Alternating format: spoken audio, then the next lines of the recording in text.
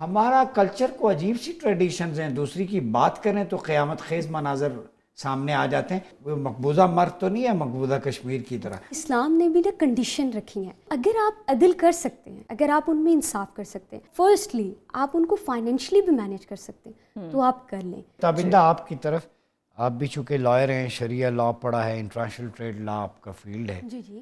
تو یہ بتائیں خواتین کے کیسز آپ کے چونکہ ڈومین میں جو لا کا ہے، کس قسم کے کیسز بڑھ رہے ہیں، آ رہے ہیں، ڈائیورس کے، خلا کے، ہراسمنٹ کے؟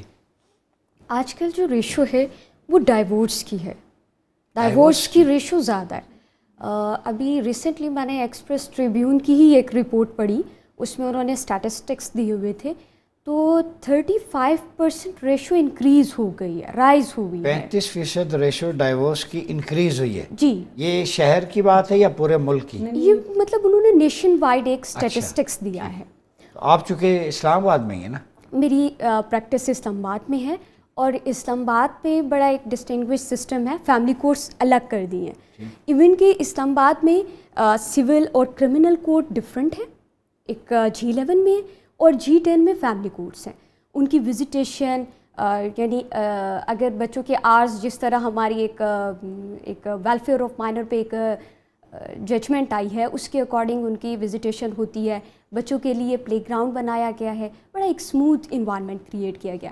بیفور گوئنگ ٹو دیٹ، اگر کوئی بھی ڈائیورس یا خلا کے لیے اپروچ کرتا ہے تو ہمارے یہاں مصالحت سینٹر، میڈیشن سینٹر بنایا گیا. دونوں کپلس کو بٹھایا جاتا ہے، ان سے بیسک ایشو مطلب فائنڈ کیا جاتا ہے کہ کیا یہ فیملی کے پریشر کی وجہ سے ہو رہی ہے ڈائیورس یا خلا. جو بھی کورٹس میں ہی بنائے گئے ہیں میڈیشن سینٹرز. ایک کنسنٹ فارم مطلب آپ سے فل کرایا جاتا ہے، اور پھر ان دونوں پارٹیز کو ہمارے G10 میں ہی مصالحہ سینٹر بنا ہوا ہے، میڈیشن سینٹر بنا ہوتا ہے، وہاں ان کو بھیجا جاتا ہے. دونوں پارٹیز بیٹھتے ہیں. فرسٹ سیشن ایسے ہوتا ہے کہ ان کے ساتھ ان کی فیملیز بھی بیٹھتی ہیں، یعنی دونوں اسپاؤس بیٹھتے ہیں اور ان کے ساتھ ان کے پیرنٹس بیٹھتے ہیں یا جن کو بھی وہ چاہیں. سیکنڈ جو سیشن ہوتا ہے اس میں ان دونوں کو بٹھایا جاتا ہے، اور جتنا مطلب کوشش کی جاتی ہے کہ اس ایشو کو ریزالو کر سکے تو ریزالو کرتے ہیں. تو مجھے لگتا ہے کہ اسلام آباد کی حد تک کافی مطلب یہ ریشو کم ہو رہی ہے، کیونکہ میڈیشن کے رزلٹ بہت افیکٹو ہیں. اور زیادہ تر ایسے ہوا ہے کہ ڈسپیوٹس دونوں اسپاؤس کا آپس کا ہوتا ہی نہیں ہے، فیملی کا ہوتا ہے. تو جہاں پر ایک میڈیٹر کو یہ فیل ہو جائے کہ یہ ڈسپیوٹ یہ ریزالو ہو سکتا ہے، تو وہاں پر وہ ان کا الگ سے سیشن کرتے ہیں، اور بڑی سکسیزفل یہ رہی ہے. آپ سمجھتی ہیں کہ ہسبینڈ وائف کے زیادہ کیسز میں جو امپیکٹ ہے وہ فیملی کا پڑتا ہے، انڈیویجولی ان کا کوئی پرابلم نہیں ہوتا اتنا؟ اگر میں اس کو کروں یہ تو پھر جوائنٹ فیملی سسٹم بڑا اچھا تھا، لیکن 60% جو اسپاؤس یعنی جو کپلز ہیں ان کا آپس کا کوئی ڈسپیوٹ نہیں ہوتا. اگر ہوتا بھی ہے تو ان کو میڈیٹر ایک پوائنٹ پہ سیٹ کر دیتا ہے. اچھا کہ ہم یوں بھی کر سکتے ہیں. ان کو ایک پیشنس لیول کمپرومائزنگ اسٹیٹ پہ لے آتے ہیں، تو وہ کافی مطلب بینیفیشل. تابندہ ایک سوال ہے. جی.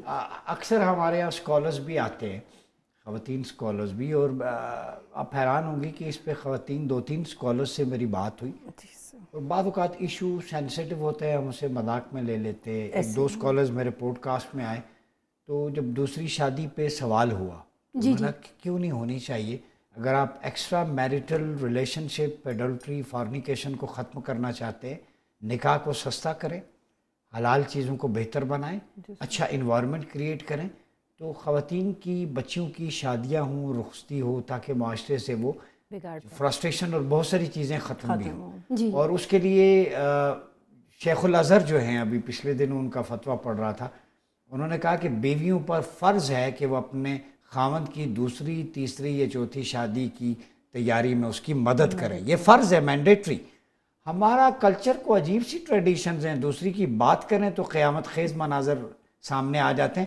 تو اسلام نے جب دی ہے رعایت، ہم اس کو سیریسلی دے لیں. شیخ الازہر نے بھی کہا، اسلامی نظریاتی کونسل کی بھی، تو کیا وجہ ہے کہ ایک عورت مقبوضہ مرد تو نہیں ہے مقبوضہ کشمیر کی طرح؟ تو اس پہ ذرا روشنی ڈالیے گا. اس پہ 2 اوپینین ہیں.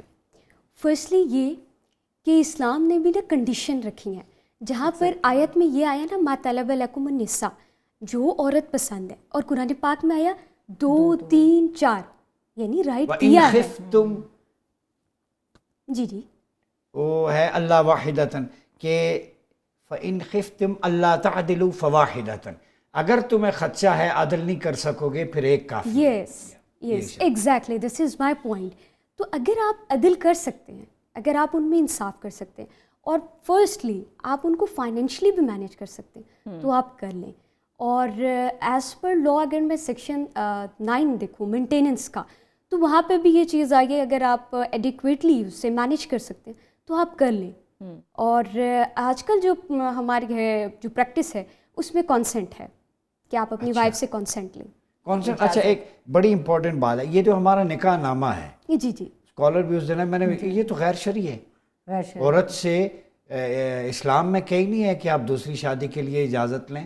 بہت ساری شکیں اس میں، ویسے بھی اسلام میں نکاح نامہ کا جو فارم ہے اس کا کوئی کانسیپٹ نہیں ہے. اسلام میں ایجاب و قبول اور 2 گواہ ہیں.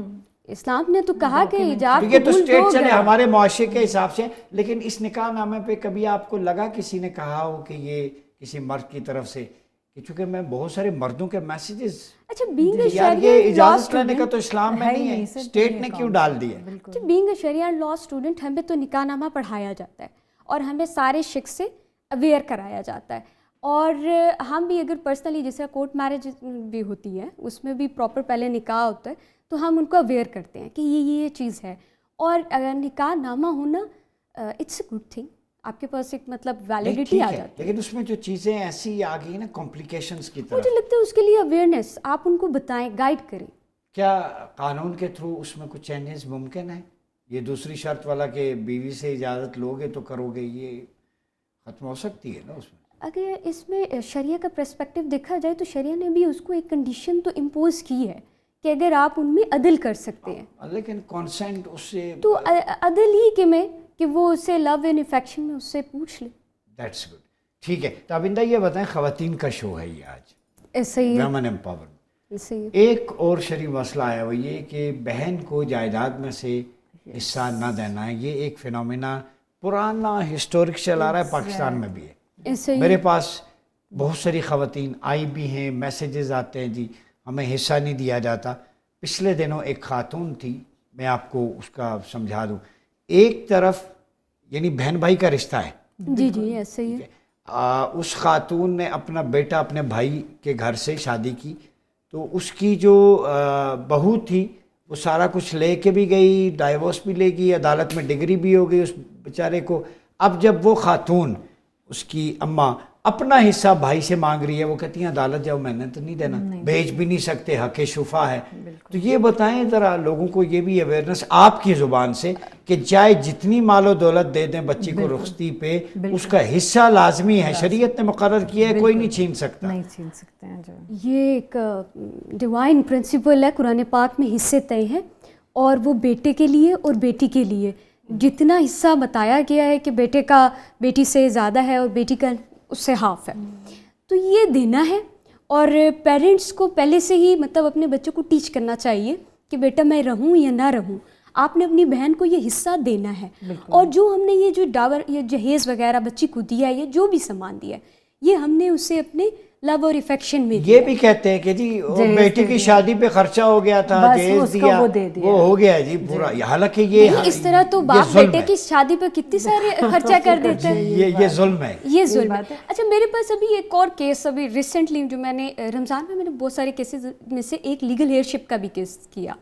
3 مہینے آئی، اور جہاں پر میں فیمیل کے رائٹ کو پروٹیکٹ کرتی ہوں وہاں پر میں میل کو بھی اتنی ہی امپورٹنس دوں گی. اچھا بالکل ایسا ہی. یس میرے کیونکہ میرے فادر ایک سینئر ایڈوکیٹ ہے اور انہوں نے مجھے برنگنگ اپ کیا، تو میرے لیے میل بھی اتنی ہی امپورٹنس ہے. اگر آج ہم یہاں بیٹھے ہیں تو میل کا ہی اس میں 100% کنٹریبیوشن. No doubt.